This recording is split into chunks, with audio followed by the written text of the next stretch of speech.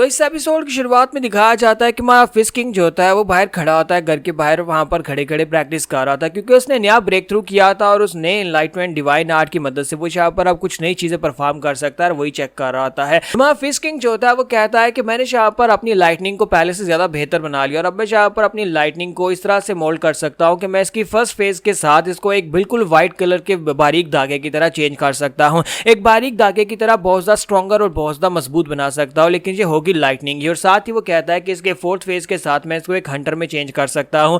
अपनी लाइटनिंग को वो यहाँ पर मोल्ड कर रहा होता है, उसे शेप दे रहा होता है, यानी फोर्थ फेज के साथ जब वो यहाँ पर उसको यूज करेगा तो उसकी लाइटनिंग एक विप बन जाएगी, एक हंटर बन जाएगा। फिर साथ ही वो कहता है कि ये भी बहुत ज्यादा पावरफुल है, मैं इसे हंटर की तरह यहाँ पर यूज कर सकता हूँ। फिर साथ ही वो कहता है कि फोर्थ फेज जो है वो हिप की तरह बहुत ज्यादा पावरफुल लग रहा है। और साथ ही वो कहता है अगर मैं यहाँ पर इसके अंदर और ज्यादा एनर्जी को डालूं तो मुझे लगता है कि मैं अपने इसी विप को एक थंडर बोल्ट बना सकता हूँ, आसमान से ये एक थंडर बोल्ट की तरह ग्राउंड के ऊपर गिरेगा। और साथ ही वो कहता है कि जब मैं इसके अंदर थोड़ी सी और एनर्जी को ऐड करूंगा तो 10th फेज के ऊपर जाकर मेरी लाइटनिंग एक ड्रैगन में चेंज हो जाएगी, यानी कि अब उसके पास एक विप भी आ चुकी है और एक ड्रैगन भी आ चुका है। तो इसी के साथ ही हमारा फिश किंग कहता है कि मुझे लगता है कि मेरी लाइटनिंग पहले से काफी ज्यादा पावरफुल हो गई है। जब से मैं यहाँ पर इस माउंटेन के ऊपर आया हूँ तो माउंटेन के ऊपर आने के बाद मुझे काफी कुछ हासिल हुआ है, ना सिर्फ मैड गार्ड से मैंने यहाँ पर तालीम लिया बल्कि मुझे यहाँ पर पहले से ज्यादा अपने ऊपर भरोसा हो गया कि अब मैं डीमंस को बड़ी आसानी से मार सकता हूँ और उनकी जो इम्परवियसनेस है उसको बड़ी आसानी से तोड़ सकता हूँ। ये माउंटेन वाकई मेरे लिए एक हीवन सेट अपॉर्चुनिटी की तरह ही थी जिसकी वजह से मुझे इतना कुछ मिल पाया है। तो फिर साथ ही हमारा फिश किंग जो होता है उसे कुछ याद आता है और वो कहता है कि यहाँ पर मेरे पास एक हंटर है और साथ एक ड्रैगन, इससे मुझे यहाँ पर कुछ याद आ रहा है। इसी के साथ उसे यहाँ पर व्हाइट ड्रैगन सेक्टर की लीडर याद आती है कि उसने कहा था कि म्यूरम अलायंस में अपना काम खत्म करने के बाद, सेक्टर लीडर से मिलने के बाद वो भी इसी माउंटेन के ऊपर आकर मैड गार्ड से मिलने वाली है। तो इसी के साथ ही हमारा जो फिश किंग होता है वो कहता है कि मैं तो इस बार में भूल ही गया था कि उसने कहा था कि वो यहाँ पर आने वाली है और आकर मैड गार्ड से मिलने वाली है और हम लोग आज ही यहाँ पर से निकलने वाले हैं। अगर हमारे बात वो यहाँ पर आ गई तो फिर वो यहाँ पर आकर मैड गार्ड से नहीं मिल पाएगी। तो इसी के साथ ही मैड गार्ड को दिखाता है जो कि अंदर शेव कर रहा होता है। तो मैड गार्ड जब वहां पर शेव कर रहा था फिश किंग अंदर आता है, उसे कहता है कि मैं यहाँ पर तुम्हें एक बात बताना भूल गया कि व्हाइट ड्रैगन सेक्टर की लीडर जो है उसने कहा था कि वो तुमसे मिलने के लिए यहाँ पर आएगी और उसने यहाँ पर मुझे भेजा था और उसके बाद उसने कहा था कि वो सेक्टर लीडर से मिलने के लिए जा रही है, यानी म्यूरम अलायंस के लीडर से मिलने के लिए जा रही है, फिर सीधा डायरेक्टली यहाँ पर आ जाएगी। तो मैड गार्ड उसे कहता है कि जॉन वॉल क्या उसने यहाँ पर ऐसा कहा था कि वो यहाँ पर आने वाली है। फिर साथ ही उसे कहता है कि मुझे एक बात तो बताओ कि व्हाइट ड्रैगन सेक्टर लीडर वो यहाँ पर मुझसे मिलने के लिए क्यों आएगी? काफी अर्सा पहले वो यहाँ पर मुझसे मिलने के लिए आई थी, लेकिन अब जबकि हम लोग जांगू में जाने वाले तो हमारे पास इतना समय नहीं है कि हम लोग उससे मिल सकें।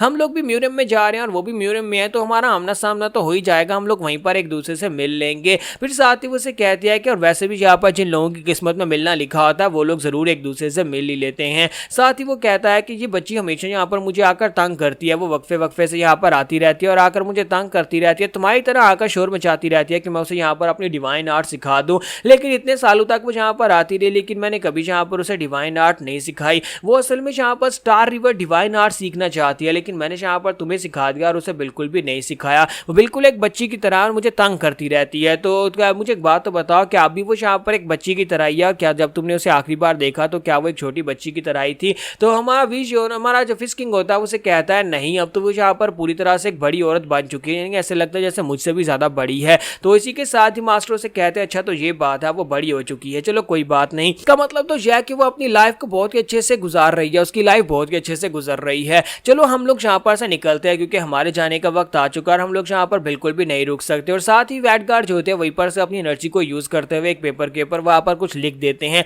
ताकि यहाँ पर से जाने के बाद अगर वो यहाँ इस जगह के ऊपर आती है व्हाइट ड्रैगन सेक्टर लीडर तो उसे यहाँ पर ये मैसेज मिल जाए। तो मैट गार्ड से कहते हैं क्या तुम्हें लगता है कितना काफी है? वो जब यहाँ पर पहुंचेगी तो मैसेज पढ़ने के बाद खुद ही यहाँ पर हमारे पीछे आ जाएगी। अब हमें यहाँ पर से निकलना होगा, हमें जल्दी से जल्दी यहाँ पर से जाना होगा। हम लोग म्यूरियम के अंदर जाते हैं और जाकर डीमंस को ढूंढते हैं। तो हमारा फिश किंग कहता है हाँ क्यों नहीं मैट गार्ड, चलो यहाँ पर से चलते हैं। तो वो लोग वहां पर से चले जाते हैं और इसी के साथ ही मैसेज दिखाते हैं कि वहां पर जॉन वॉल के लिए मैसेज लिखा होता है कि हम तुम्हें म्यूरियम में मिलेंगे, अगर तुम यहाँ पर आती हो तो फिर म्यूरियम में हमें आकर मिलना क्योंकि हम लोग भी म्यूरियम में जा रहे हैं। तो दोरी मास्टर डिसाइपल जो होते हैं वहां पर से नीचे की तरफ उतरते जा रहे होते हैं। तो मैट गार्ड जो होते हैं फिश किंग से कहते हैं कि लड़के मुझे एक बात बताओ, क्या तुम यहाँ पर से सीधा म्यूरियम अलायंस की तरफ जाने वाले हो? तो वो कहता है नहीं, मेरी कोई सेट डेस्टिनेशन तो बिल्कुल भी नहीं है। तो वहां फिश किंग उससे पूछता है तुम कहाँ पर जाने वाले हो? तो वो कहता है कि जहां पर भी डीमंस होंगे मैं वहीं पर जाऊंगा, मुझे डीमन फैक्शन के लोगों को मारने के लिए ही मैं माउंटेन से नीचे उतरा हूं, तो फिर मैं डायरेक्टली वहीं पर जाकर उनके ऊपर अटैक करने वाला हूं। क्या तुम्हारे पास कोई ऐसा आइडिया है जिससे हम लोग यहाँ पर डिमोनिक कमीनों को बाहर निकाल सके और फिर उनसे उनके के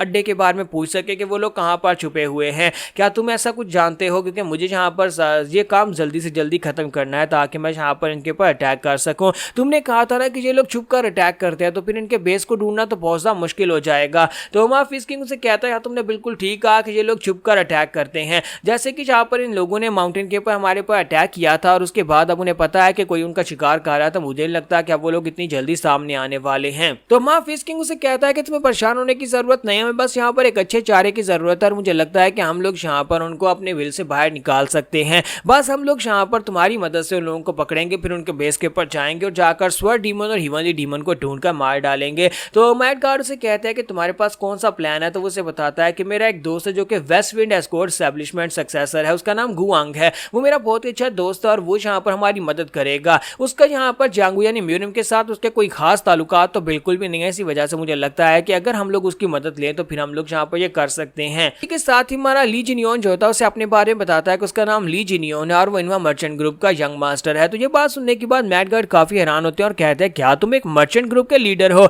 मुझे इस बारे में बिल्कुल भी आइडिया नहीं था। मुझे तो लगा था कि तुम किसी बड़ी फैमिली के यंग मास्टर। मैंने ऐसा बिल्कुल भी नहीं सोचा था। मुझे लगा शायद तुम किसी मार्शल आर्ट्स की फैमिली से हो, तुम तो एक मर्चेंट निकले। तो हमारा ली जिनियन से कहता है कि हाँ, मैं एक मर्चेंट का बेटा हूँ, लेकिन खैर यहाँ पर मर्चेंट्स के साथ मेरा इतना कोई लेना देना नहीं है। मैं बिजनेस भी संभाल सकता हूँ और साथ ही मैं यहाँ पर मार्शल आर्ट्स भी बहुत ही अच्छे से प्रैक्टिस कर सकता हूँ। और मर्चेंट का बेटा होने का मतलब यह है कि हम लोग यहाँ पर इसे प्लान में यूज कर सकते हैं। मुझे पता है कि यहाँ पर इस वक्त डिमोनिक फैक्शन के लोगों को बहुत सारे पैसे की जरूरत है, उन्हें यहाँ पर पैसा चाहिए, जिसके लिए वो यहाँ पर किसी की भी कार्ड के ऊपर अटैक करके उसे लूटने की कोशिश जरूर करेंगे। तो हम लोग इसी का फायदा उठाएंगे। हम लोग यहाँ पर माल लेकर म्यूरियम की तरफ जाएंगे, जिसकी वजह से रास्ते में वो हमारे पर अटैक करके हमारे पास से माल लूटने की कोशिश करेंगे और हम लोग खुद यहाँ पर दोनों डिस्गाइज में स्क्वाड बनकर साथ जाएंगे। और जैसे डिमोनिक फैक्शन के लोग हमारे पर अटैक करेंगे, हम लोग उन लोगों को पकड़ लेंगे और उनको पकड़ने के बाद उनको इस्तेमाल करते हुए हम लोग उनके बेस तक चले जाएंगे, जहां पर से हम लोग डिमोनिक फैक्शन के दूसरे लोगों को निकाल सकते हैं। तुम्हें मेरा आइडिया कैसा लगा? तो मैड गार्ड उसे कहता है कि आइडिया तो काफी ज्यादा अच्छा है।